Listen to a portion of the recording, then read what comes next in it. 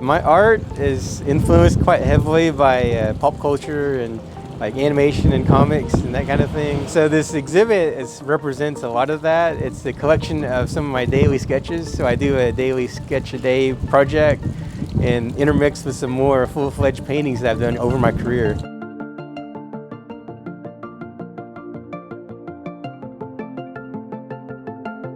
When I was in grad school, I met a Native American art collector named Bill Wiggins, and he encouraged me to enter the Trail of Tears art show here in Tahlequah. I had heard of the show because it's one of the longest running Native art shows in Oklahoma.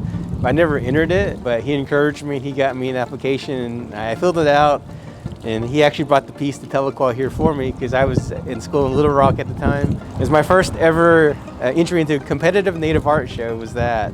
And I had kind of forgotten that I'd entered it and wasn't thinking about it. And then I got a call from the Heritage Center. I was notified I won Best of Show. So the first time I entered the Native Art Show, I won Best of Show. So that got me on track to doing what I do now. I've gotten a lot of good comments from this particular exhibit. I've heard from people across the United States. They'll find me on social media. They say, we came to Tahlequah for whatever reason. We saw this pathway and we really liked your work. And it's great to see the impact it's had. It's people I never would have thought of have seen this. It was a big honor to be a part of this.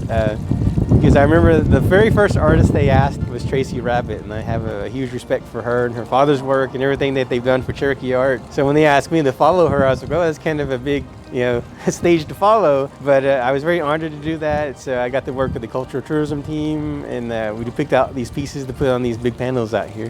When I was starting out as an artist, especially trying to incorporate a lot of the Native and Cherokee elements to my work, especially in this realm of comics and animation and stuff, people would always be like, well, that's not going to sell, no one's going to be interested in that.